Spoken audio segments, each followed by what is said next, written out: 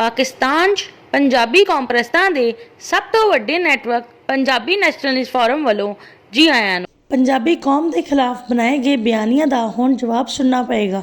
ਪਾਕਿਸਤਾਨ ਦੇ ਕਿਆਮ ਤੋਂ ਲੈ ਕੇ ਹੁਣ ਤੱਕ ਪਠਾਨ ਖਾਨ, ਗਫਾਰ ਖਾਨ, ਬਲੋਚ ਖੈਰ ਬਖਸ਼ ਮਰੀ, ਅਰਬੀ ਨਿਜ਼ਾਦ, GM ਸਈਦ ਤੇ ਹਿੰਦੁਸਤਾਨੀ ਮੁਹਾਜਿਰ ਅਲਤਾਫ ਹੁਸੈਨ ਦੀ ਤਰਫੋਂ ਪੰਜਾਬੀ ਸਟੈਬਲਿਸ਼ਮੈਂਟ, ਪੰਜਾਬੀ ਬਿਊਰੋਕਰੇਸੀ, ਪੰਜਾਬੀ ਫੌਜ ਦੇ ਅਨਵਾਨ ਤੇ ਬਣਾਏ ਗਏ ਬਿਆਨੀਆਂ ਦਾ ਪੰਜਾਬੀ ਨੈਸ਼ਨਲਿਸਟ ਫੋਰਮ PNF ਦੀ ਤਰਫੋਂ ਇਲਮੀ ਦਲਾਇਲ ਦੇ ਨਾਲ ਜਵਾਬ ਦਿੱਤਾ ਜਾ ਰਿਹਾ ਹੈ। ਪਠਾਨਾਂ, ਬਲੋਚਾਂ ਤੇ ਹਿੰਦੁਸਤਾਨੀ ਮੁਹਾਜਰਾਂ ਤੋਂ ਗੁਜ਼ਾਰਿਸ਼ ਹੈ ਕਿ PNF ਦੇ ਮਜ਼ਾਮੀਨ ਪੜ੍ਹ ਕੇ ਮਜ਼ਮੂਨ 'ਚ ਪੇਸ਼ ਕੀਤੇ ਗਏ ਮਵਾਦ ਨੂੰ ਇਲਮੀ ਦਲਾਇਲ ਦੇ ਕੇ ਗਲਤ ਸਾਬਿਤ ਕੀਤਾ ਕਰਨ, ਕਿਉਂਕਿ ਪੰਜਾਬੀ ਕੌਮ ਹੁਣ ਪਠਾਨਾਂ, ਬਲੋਚਾਂ ਤੇ ਹਿੰਦੁਸਤਾਨੀ ਮੁਹਾਜਰਾਂ ਦੇ ਗਲਤ ਬਿਆਨੀਆਂ ਨੂੰ ਬਰਦਾਸ਼ਤ ਨਹੀਂ ਕਰੇਗੀ।